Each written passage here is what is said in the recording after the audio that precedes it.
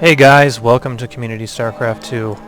I'm your host Sidewinder, back for more videos, and today's video is going to be a Terran versus Zerg scouting guide, just as if, or rather similar to the Protoss versus Terran scouting guide that I put together.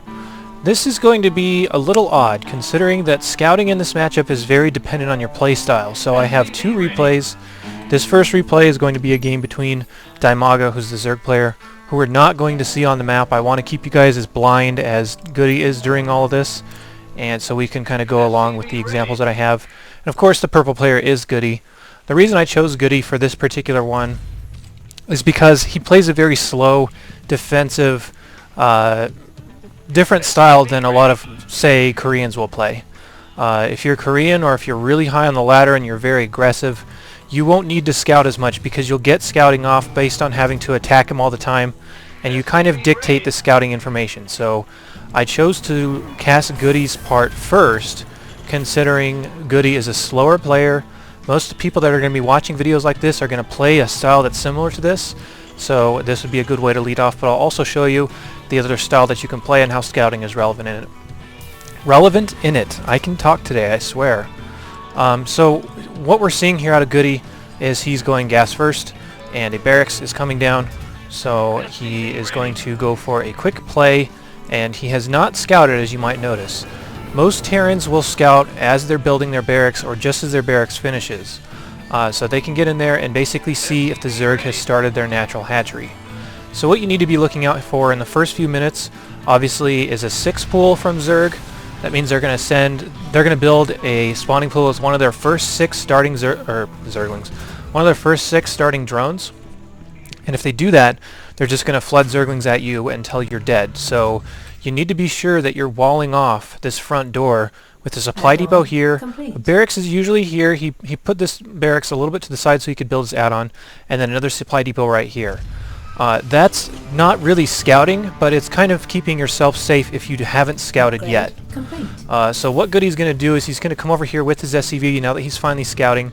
After his barracks is done, he's going to come up here, and you want to see if there is a natural hatchery going down here. And if there is, you can feel free to proceed as normal. If there's not, you need to go back home. You need to bunker up your front door, because that means they're going to be going for a very fast pressure play, either with roaches or Zerglings or even banelings, that you need to be prepared for. So if that happens, you're ideally going to want to build like another barracks here and maybe a bunker somewhere that will wall this off a second layer, because if banelings come, they're going to blow up these supply depots easily, get in your base, and kill you. So your first method of scouting obviously is this checking to see if this natural hatchery is here. Goody has opted to grab a Reaper out of his first barracks. He's going to come in here and see what Dimaga is up to, and the lack of information he's going to get here is going to be what's important. So if you're running a Reaper, you need to be sure to keep it in their base for longer, run it around here, and make sure you see everything that's in their base. This is something that Goody does not do, and it actually hurts him a little bit later in this game. If he was able to get in there and see, that would really help him out, but he's going to get run off by Zerglings and Queens and whatever, and the Reaper is apparently screwed according to him. So if you have one of these Reapers, it's basically for scouting information. If you can help it, try to get your first SCV up in their base, see what's going on, because you don't want to get caught off guard by a fast Roach Warren, which actually is exactly what Dimaga is doing, as we can see him starting a Roach Warren right here. So I know I was going to say we're going to keep you in the dark, but this is just for the sake of the next example. I'm going to go ahead and speed this up just a little bit. This is going to freak out because we're on Goody's vision. It kind of shows what he's selecting at the time. And Goody is playing this very slow style. He's starting his command center here that he's going to want to eventually move down to his natural expansion. He's going to be starting 2 starport, start the second starport, there you go. And he's going to go into 2 Port Banshee for a little more harassment. But Dimaga senses Goody playing slowly, not getting good scouting information, so Dimaga is going to make him pay for that. As we saw that Roach Warren going up here, Goody has no idea it's coming. He has not scouted or scanned the base, as we can see. And that's something that, if you're not really sure what a Zerg player is doing, feel free to scan their main base, since they usually put all their tech in the same spot. So information is very valuable. Here come these roaches. They're really going to cause a lot of ruckus here. The Banshees, fortunately, will be able to come out and kill these roaches off, but if you did not have something like this, these roaches could potentially just end the game. So this is why you really need to stay on top of your scouting. I'm going to go ahead and go into most of the rest of this game so that we can get more scouting reads that you're going to want to pay attention to. And one other thing that I kind of neglected to mention is the normal patterns of play in Terran versus Zerg. Let me slow this down. What Zergs are typically going to do, if you look at your little timer down here that you really need to turn on so you know what is supposed to be coming out at what time. If you're playing a Zerg that plays on a good timer, you need to be wary of Mutalisks at about 9 to 10 minutes. And another method of scouting that you can do is checking the units that are coming to attack you, or if you scan their natural expansion and you see a lot of units that require gas, those are going to slow down his mutas. Excuse me, really burpy today for some reason.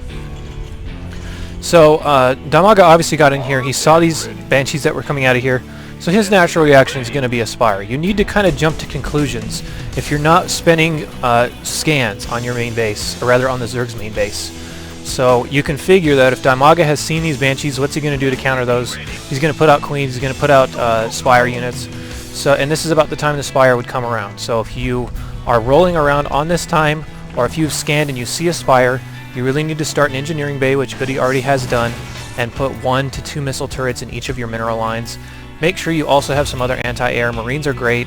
Vikings will do okay, but most people just rely on Marines and Stim Marines and stuff like that. So let me speed this up just a little bit. From this point on, what you're going to want to look out for, and again, Goody just does not scout very much, and I don't really know why. He now does see the Spire, so he knows for sure they're in the air, and that should prompt him to start missile turrets immediately, which we can see him doing back at his base. He has a little bit of funky missile turret placement, but that's okay.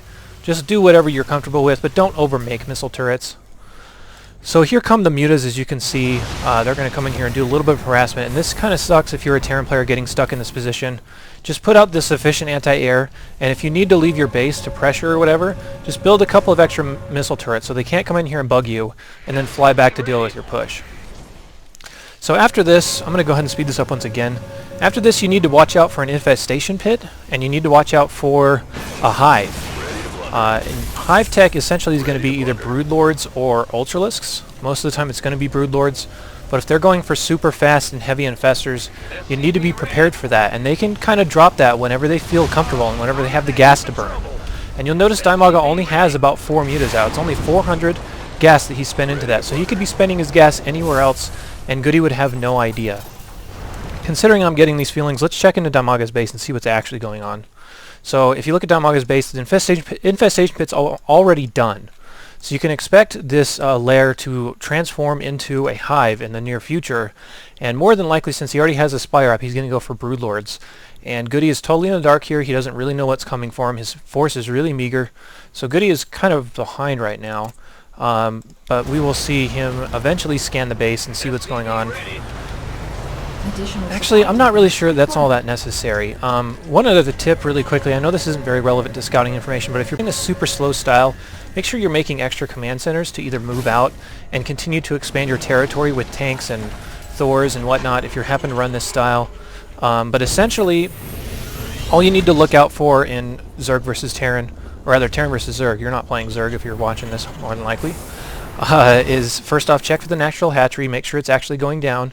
If it's not, check in their base, see what they're doing, see if they have a roach warren up, or if they're making Zerglings, or how many drones they have, as we did not see from Goody, unfortunately, in this replay.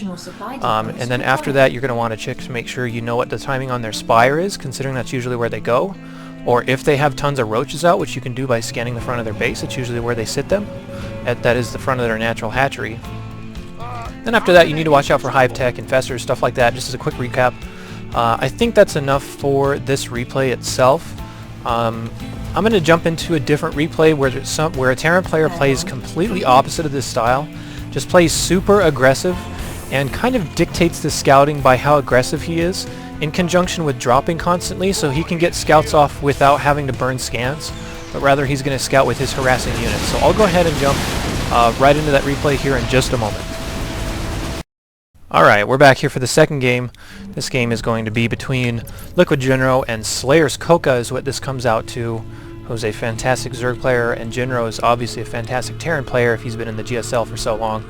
He does live in Korea, so that's why he's playing against a Korean right now. This is on the Korean ladder. Go ahead and fast forward this. But this is going to be a stark contrast to what we saw out of Goody.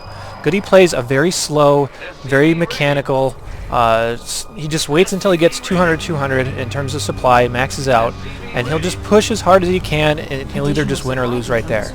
General's going to play a completely different style that you guys might like. It takes a little more management, but you can really throw some people off with it. And this doesn't require as much scouting, but we're going to watch General scout anyway and show you how this can pay off. So General's going to come up here. First thing he's going to do is look for the Zerg player. What he sees, I'm going to pause this right here. He knows the Zerg player isn't here because there's not creep that's extending out. He does see an Overlord, and if it's in this position, that means the Zerg can only spawn in one spot, and that is right here, considering Zerg players will usually send their Overlord out to scout. So if you spot an Overlord, put 2 and 2 together so you know exactly where they are, so you can get into their base in time to see if they're doing anything funky. But even if they were, even if Coca was going for like a 6-pull or something, General's already walled off here, so he's safe against that. And you'll want to actually rally your Marines behind your barracks if you're afraid of that. So I'm going to go ahead and press forward here. Fast forward just a little bit just to keep this nice and concise. General's going to come in here and see what Coca is doing. Again, you want to check for that natural expansion, which it is up. General's going to go ahead and bug it with this bunker. And you know that if they started this natural expansion, that they're not going to usually have a pool up that early. So you kind of need to memorize what the timings are, again down here on your little timer, in terms of when they can have their spawning pool up and also have a hatchery up. Just without looking, I know the Zerg player is going to have his spawning pool about 65, 2/3 of the way done, somewhere in that range. So we can go ahead and look if we want to. It looks like this is a little bit earlier spawning pool than I would expect, so I don't think that Coca actually hatched first. So his spawning pool is actually done. So you can just put 2 and 2 together. You can figure it's this time, Zerg player makes X amount of minerals. They'll have their spawning pool started by whatever time and their hatchery started by whatever time. And we don't know exactly what Coca did because we weren't on his vision. But you can make those assumptions, and if something is unusual, just get in there and see if you can see anything strange going on. So we're going to go ahead and play here once again. And we're going to see Jinro just continuing on with his build. Nothing really important going on over here. Jinro did get a bunker up, but it's not doing very much. And you guys can do this kind of harassment if you want to, but it takes a lot of management. You want to be a little careful with that. So we're going to go ahead and fast forward here. Look what Jinro is going to go ahead and put out some reactor Hellions and just bug him with that. So this style is basically a constant harassment, constant pressure style, wherein you kind of dictate the scouting information.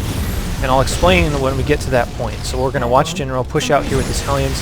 He's going to take some map control, kind of limit the Zerg's information, and you're going to want to wait for a few more Hellions before you actually press in there and try to kill some drones. And when you do, you're going to go in there and actually gather scouting information just by going in there. So basically every conflict that comes up, I'm going to stop it, and I'm going to explain to you guys what's going on in Coca's base just because of what we see out of Coca at the time. So Jinro's continuing on. He's making a command center. He's making a starport. He's probably going to make a medevac and get in there and probably drop. So we're going to go ahead and land the command center, as we can see here. The SCVs are now transferring. Again, this is not very much useful information. And throughout the course of this game, you're going to see Jinro scan very little on this base because he's going to know what's going on considering he's the aggressor. So you can, this is the one matchup in particular that you can afford to just be as aggressive as you want to and just accept that you're going to be the aggressive one, and if you lose that aggression, you're probably going to die. But that also means that you can skimp out a lot on scanning and just use mules with your energy on your command centers, netting you more minerals and allowing you to be more aggressive. So this is it's a kind of a backwards style in terms of teaching about scouting. So General's going to be coming up here. Again, here's his dropship as we were expecting. There is a Overlord spotting here. And he's going to get some scouting information with this. He's going to see, okay, there's a couple of queens out. There's actually 3 queens out. And here's all the scouting information that he needs. General's roasting drones, but he's also paying attention to what he sees here. He's going to look out for a roach warren or a super fast spire, or rounding out at about that 9-minute mark. He also saw that there's a lair up, so he knows that all the lair technologies are unlocked, such as hydralisks, spires, roach speeds or upgrades, stuff like that. So you need to be mindful of what this actually unlocks. It can also unlock the infestation pit. So he did see the hive, or not the hive, the lair. He did see the spawning pool. There could have been something right here, but I don't think there actually is, so no big deal. So that's all the scouting information he got from that. So he's going to continue to be aggressive. He's going to poke around the map and deny creep tumors and stuff like that. It's a very constricting style, so we'll just press on here just a little bit longer, and I'll show you guys how, if you're the aggressor, you can dictate the scouting intel. Thus far, he hasn't really dictated much, considering it's still the early game, and I'll explain what that means as it comes along. So right there, he did lose a Marine off of a drop. He's doing another drop. He sees a Spire now, so he knows Mutalisks are on the field, and he did see Baneling, so he knows that Muta Baneling Zergling is now on the field, and he needs to be a little bit wary of that. This is the point where the only way Zerg players can afford to get their Hive up is if they have the spare gas for it. If you're being so aggressive that they cannot possibly afford to spend their extra gas on getting a Hive or getting an infestation pit or whatever, if they have to instead spend it on a lot of mutas in order to not die, then that's how you are dictating their scouting intel. It's kind of, again, a little bit of a weird way to think about it, and this is a weird matchup to talk about scouting in the first place. But this is exactly what we're seeing here, so we're not going to see anything like Broodlords or Hive Tech or possibly even Infestors for a really long time if General stays very, very aggressive. So I don't know if you guys really want to watch the rest of this game just to see how this plays out, but I'm going to kind of just watch and fast forward and explain what's going on, if there's anything that really needs to be said. And I want to make sure I'm keeping my eyes on the minimap here, because there's a lot that could be going on. Come the Marines, and again, you're going to want to check the Mutalisk count. You can say, okay, that's X number of mutas. I know that he possibly can't be spending gas on anything else. And again, if you're not sure, just scan. Scan their base and see what they're doing, but Jinro's going to drop in here and see what's going on. He sees a second hatchery in the main. He's going to move around. He's going to want to check this Spire to see if it's turning into a greater Spire, but that's impossible considering the layer is still up. It's not a Hive. Here's more aggression from Jinro out of here, and you can see it's forcing Koka to continue to make units to have to respect this pressure. So we can kind of just drag on for a little while. I'll just basically keep you guys up on the scouting information that Jinro's getting anytime he gets it.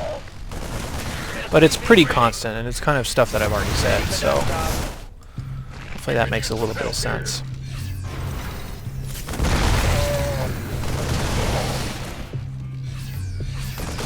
That's right, sniff. General's still poking around here.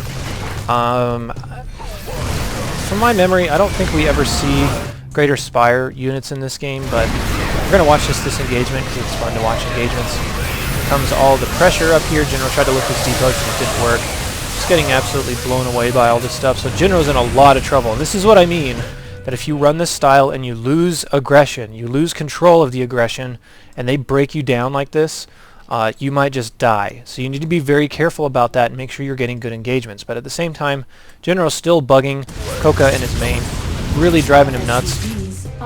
And again, he's poked in there and saw that he's still on layer tech, so he knows that this could not be a greater Spire at all. It's just a regular Spire, considering you do need Hive Tech in order to get that Spire out.